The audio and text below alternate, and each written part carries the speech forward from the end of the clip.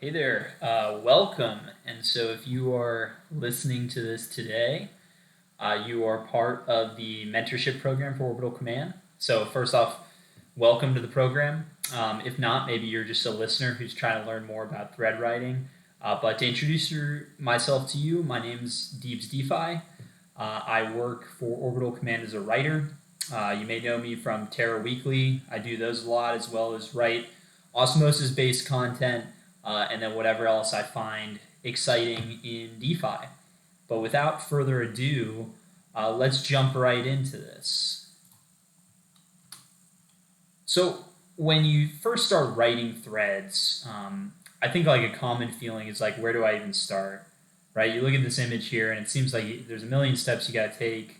What format do you do it in? What do you write about? How do you do it? And so we're going to kind of break that down in what I think are the four basic steps to get you writing. And so we're not going to go super advanced into everything today, but I think there's going to be some pretty good tips here and some good structure that I will give you to become a writer on Twitter and to become a very effective one as well. So these are the four steps, and we're going to jump right into them. So first step is finding a topic, right? And that really comes down to exploration. Looking around Twitter, looking around, I mentioned some other things here like Twitter Spaces, newsletters, ecosystem pages, right? Terra Osmosis, where I write. If you go to their website, they'll show you like a big overview of all the different projects, as well as like YouTube videos. So I'm not going to spend a whole lot of time on this slide, right? Exploration is pretty self-explanatory. You need to read and you need to put yourself out there. And the reason why you need to do that is because in order to be successful as a writer, really anything that you do, you'll see this Venn diagram here to the bottom left. And you may have seen it before, but I wholeheartedly believe it. I know some other people share it. And it's that, in order to be successful in what you do, you really want to find the intersection of what you love, what you're good at, and what other people need. And then, the fourth circle there is what you can be paid for. But I've kind of eliminated that because you can be paid for writing. And what we're talking about today is writing. But, you know, what you're good at, you can develop that skill over time. I mean, it's good to find something you're innately good at, but you can develop that over time. But the one thing that you cannot sacrifice is finding what you love. And so if you don't love DeFi, if you don't love crypto, then maybe this isn't the video for you. Maybe you shouldn't be writing about it. I mean, some of these tips will still be helpful, but the point is you need to go out and explore and just don't sacrifice finding topics or projects that you're actually interested in. Start with that first before you go down a path where you can't write consistently and you don't want to because you don't love it. So anyways, you're not going to beat a dead horse on that one. But this is the first step really, which is finding a topic through exploration. Now, this is what I call gaining your information edge, right? It's gaining an edge. And we're talking about specifically one related to information. Reason we're talking about this information-wise is because I think this is probably the easiest edge to get. It doesn't matter your background, who you are. If you follow these steps that I'm outlining for you, you can get an edge in getting information faster and consuming more quality information than other people are. And so I've kind of outlined some of the steps here, right? You'll see create custom Twitter lists, turn on notifications for accounts of interest, and then some of these other ones. So we're actually going to exit out of the document here, and we're going to go through these, and I want to show you what I mean. So we're going to exit here. So the first one is creating custom Twitter lists. So if you have, a lot of people don't manage their following to follower ratio very well. Even mine, I have 338 people. It's a lot of people that consume a lot of information, and it's not focused. But luckily, Twitter has this little feature over here called lists. If you click on this, I've spent a lot of time curating lists so that I'm only getting information from accounts that I want so that I can consume it quicker, faster, and get more, quality information. Quicker and faster, the same thing. But let's just scroll down here. So Terra right here. Oh, okay, maybe I didn't click the right thing. Okay, so here's my Terra list. As you can see, I have 122 members in here. And this is something I've built over time. So a really easy way to do this, like I said, is you can go to an ecosystem page, like the main web page of, let's say, Terra or Osmosis, and you can just start adding in accounts here. All you do if I say edit list, you can go to manage members, suggested, and you can just search for those names. Like, let's say one of the protocols was you're talking about, you're talking about Terra and you wanted to add Astroport, right? Astroport right there. You're talking about Osmosis, right? And you want to add Osmosis Zone. You can add it right here and it'll go into the list. And that means every time you scroll through here, you're only going to see stuff related to that news that you want, only from those accounts. And obviously, since we're Osmosis focused here, we have a list here as well, which we've done for the Osmosis ecosystem, and we manage these members. So this is a really great tool to get the news that you want, even if you have a big follower account and you don't want to unfollow all those people. Another thing that I mentioned was turning notifications on for big accounts. Now, you may be wondering, like, why would you want to do that? Why do I want notifications on? Well, an obvious reason for that, right, is you're going to get news faster than other people. So we're talking about threads today, but we're also just talking about writing in general.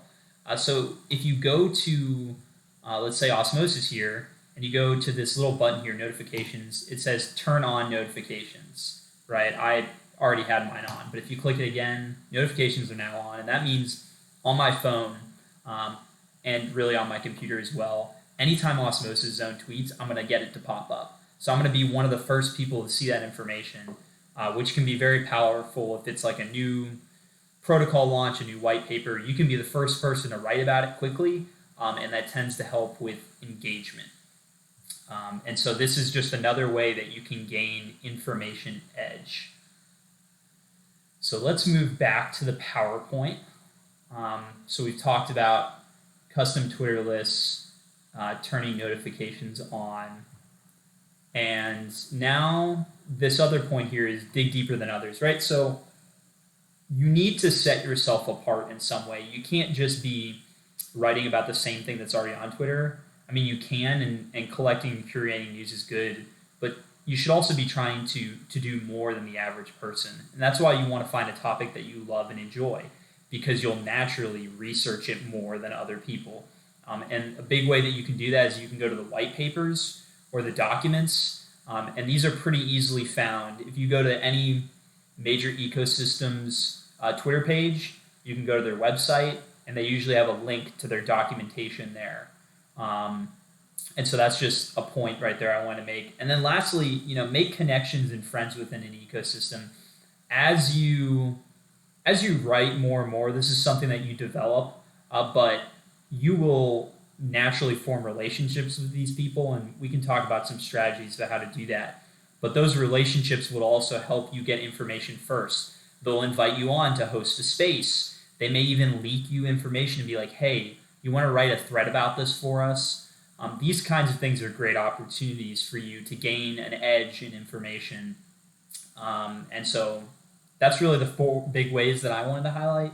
I also, at the very bottom of the slide, you'll notice I say there's other ways to create an edge, right? So you don't need to just have an information edge. Some of you may already be coming in with technical skills, right? And you absolutely 100%, if you have those, should leverage them. This means creating dashboards. This means coding and writing programs. And this could also be like your profession outside of crypto. So like, let's say you're a lawyer and you want to do a hybrid account where you talk about crypto, but you also really talk about specifically crypto legislation or laws, regulations. These are ways that you can set yourself apart, have an edge, and so that your audience, for them, you become irreplaceable. And so these are just some ways that you can do it, and that's really how you gain your information edge. So this is probably one of the most important slides And so just some big takeaways here, like I already said. Moving on to the next one. Now you really have to decide if you found your topic, you've gained an edge in that topic. You can get the information faster, quicker, and of higher quality. You have to decide um, how you want to portray that information, how you want to share that information. And so there are many ways to structure a thread, but I put some easy opportunities here if this is your first time doing it. The first one is weekly recaps. Now, this is how I got my start, right? I do them for Osmosis as well, but I started on Terra because I found that after the Terra crash, people were leaving the space, right? So I found a need. People in the audience, people there on Twitter, were looking for someone who could really, even though the chain had collapsed and they were moving on a new chain, they still want to know what was going on. And so that's when I kind of constructed my Twitter list. I identified that need. I gained my edge there, and then I started writing and doing weekly recaps. You can do this for anything, though. You can do them for really any protocol, any ecosystem. You don't want to go too large because then it's hard to capture everything, but you could do one on Osmosis recap like I do. You could do one for Terra. But what I will say about weekly recaps is definitely try to find an untapped market. So if it's a new ecosystem that hasn't done a lot of these, or you've noticed that you're like, hey, I don't have a lot of information on this particular chain, that could be an opportunity for you to jump in and fill that void. Also, single project focused threads. I mentioned that as well. These can be, just any protocol, anything that you really find interesting, and it really doesn't have to be a project. It could just be a topic as well. But what's great about 1 and 2, and this is the reason why I have this little these satellites surrounding this Earth, is that this is symbolic of something, right? So you have your core content, right, which could be something like a weekly thread that you post at a frequency interval weekly. But then you also have this kind of exploration satellite content, which what you can do is if you have this core content that you post weekly, and you also have that satellite content, they can feed off of each other. So every time I post Terra Weekly, sometimes, let's say I did a thread on Astroport, I can put that in there. Or every time I do Osmosis Weekly, if I do a thread on interchain liquidity or mesh security, concentrated liquidity, I will take those threads and then I will add them in there. And you can basically cross-reference them on each both on your weekly recap and your single project focused threads, and you'll get more engagement this way because you keep sharing the different types of threads in different forms. So this is a great way to kind of grow your audience and also explore. Another 2 ways that you can do threads are podcast recaps. So this is just really easy. If you sit in a Twitter space or a podcast, a lot of people don't want to sit through an hour-long one. So if you type up some notes and then shoot it out and be like, hey, here's a recap of the space if you missed it. People love that. I love that. So I'll thank you for it. And then finally, I put breaking news. And this is really where these Twitter notifications come into play. If you are putting notifications on accounts, you can tweet out breaking news and you get your audience the information first, aka help your audience win, which is really the goal for your growth here. The more that you can help your audience by making threads like this, the better off you're going to be. So we can, again, step outside the PowerPoint structure here for a second, and I will jump on over to Typefully. And actually, you know what? Let's see what I can do. So here's an example of a weekly thread. Right, I talked about Terra Weekly. What I do is I have a Twitter list, right, and I compile all the different accounts and the information that I saw that week in it on Orbital Command. We also do weekly threads. Scrolling down for it. So here's an Osmosis Weekly, right? Same structure. Title page, cool photo, and then we number it and we just go through tweets on different things happening in the ecosystem that week. So that's a really great way, I think, to get started. And I just wanted to show you all an example of that, so that it kind of made sense what I was talking about. So moving on, we're almost done. I know it's been a little bit of a longer video, but let's jump back into the slides here. And then finally, the final step is write. And I think the first thing here is you need to accept that your writing is not going to be perfect. You're going to make mistakes. You may not have, you may have a flawed understanding, maybe not 100% accuracy of everything that you're reading or you're writing about, but you will learn over time. And so just don't be afraid to put yourself out there, I think is what I want to say. Some other tips here, right? Put your most engaging content first. So put an eye-grabbing cover photo, and I'll show you where you can make that. AI is like the best way to do it now. Have a hook line, right? Don't just start with, I don't know, just have an interesting line to start your thread. Did you know this? Or there's just a bunch of different clever ways to start your thread to really accentuate what your content is about, I guess is my point. And lastly, I put here is if you want users to click or see anything, put it in the first tweet. The vast majority, and this is just statistics, the vast majority of people don't look past the first tweet. They're either going to like it, retweet it, or just move on. And so if you're trying to get people to subscribe to something, to click a link to go look somewhere else, put it in the first tweet. I've learned that the hard way as well. These are some other really great tips for really just how you can expand your content. So a lot of people are afraid of self-promotion, shilling, but a really great way that you can do that without directly just shilling your content everywhere is, let's say you're writing a thread about Kado, right? The onboarding, offboarding, fiat to crypto ramp. You could write a thread, draft it up, and then reach out to members of the Kado team and be like, hey, you mind looking over this? And one of our teammates did this, and guess what, right? They look over it. Now they know who you are. They know about your content. They know that you care enough to get corrections. And, oh, hey, they're probably going to retweet it when you post it, which is probably going to help you with engagement. And that can go for whatever topic you are writing about. Reaching out to thought leaders and also protocols, just DM them over Twitter. Explain who you are. I recommend explaining first and then asking if you can send over your content before just dumping it in their inbox.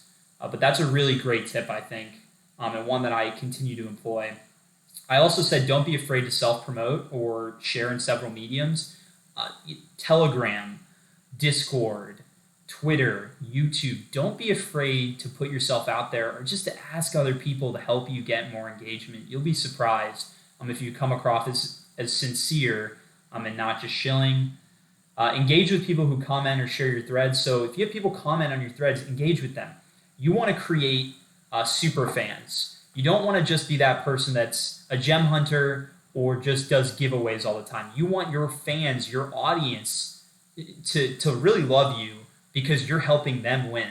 And the best way that you can show that you care is to engage with them. Maybe even if you want to DM them and get feedback, do polls, there's a lot of different ways to engage with your community. We've talked about understanding your audience and helping them win, so I'm not going to keep saying that over and over again, but post consistently and often is another big one.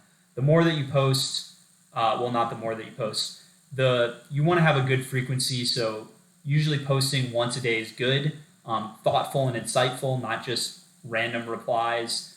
And then having like a weekly thread can also be very powerful just for consistency. Moving on, so these are just some links to some recommended tools that I really like. We have Typefully, Grammarly, Canva, Midjourney, and Substack. I'm going to jump out of the page here to just show you them really quickly. This is not a paid advertisement, FYI. I just really like these products. So Typefully is great. Because if you've ever used the Twitter draft feature, if it crashes, you lose all your work. Typefully lets you have drafts, schedule your tweets in the queue, and then it even saves your tweeted things here. So it's really great. It also has built-in character count, so it makes sure you don't go over Twitter characters, and you can tweet right from here. And this is just among a bunch of other features. It has analytics, all sorts of other things to make your writing better. So if you're serious about it, it's worth at least making a free account, and then if you like it, having a paid account, which is what I do. Some other thing, we talked about Grammarly. I'm not really going to show you the web page, but if you download Grammarly, it's an extension. Then as you write, it will show you if there's errors and how to correct them. So that's another great tool. I'm going to talk about Midjourney now. So you can go to Midjourney and make all sorts of really awesome photos for your thread. So this is just like a dashboard of all the different ones that I've done for my threads using Midjourney. How it works is you actually go into Discord and you just, okay, it's kind of being buggy right now, I guess. You just type in commands, and as you can see people here, they type in an imagine command, they write their text, and then out pops pretty cool images. You can also see other people so you can get some inspiration for how you want to do it. And then finally, we have two more. Another one is Canva. So this is great for AI will give you the base image, but maybe you want to do more with it. And so what I would do sometimes is I would pull up Canva, and so I use a mix of AI. I created this image in AI using AI. Then I used Canva to edit the image, replace the background, and then these were all the different projects I referenced in my thread. So I added them in here. So you can make a really nice cover photo for threads that's eye-grabbing. And so people see it and they're like, whoa, what is that? Who is that? As opposed to just random text people scroll by as they're scrolling on Twitter. And then finally, Substack. This is a great place as a medium to kind of save your publications over time. Admittedly, I've just started using it, but you can build out a email subscriber list, and it just gives you another avenue to get more reach on your content. And so we're almost done. And then finally, here's some links to writing, to other writing threads, really tips that I think are helpful. This one is incredible, right? This is, right here, DeFi Edge. If you haven't heard of him, he's a really great writer in general. And he also did this incredible thread, very popular, on how you set yourself apart, how do you grow your Twitter audience. And a lot of it I've referenced already today, but it's got a lot more detail. I highly recommend you check it out. And then this one is great because it just gives you some basic tips on how to kickstart your Twitter, profile picture, cover photo, your bio, just really basic stuff you can overlook, but is really good, useful information to getting more engagement. Now, I've kind of blown past the time that I was supposed to do for this video.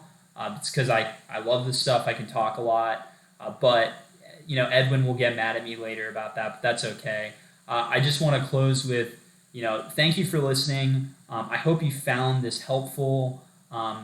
Please, if you think this kind of information is useful, follow Orbital Command. We publish all this stuff as free educational content because we want to help our audience win. Like I said, I'm the same way as well. I said my name, Deebs DeFi. If you don't know me already, don't be a stranger. Feel free to reach out if you want support. And if you're part of this mentorship program, I believe we're going to have a sit-down, one-on-one, face-to-face, where if you had any questions, we can talk about this some more and maybe brainstorm ideas for the best way to get started for you and for your audience. But other than that, this was really fun to make. I'm glad to be part of it, and hopefully you found it helpful. So without further ado, signing off now, and once again, thank you for listening.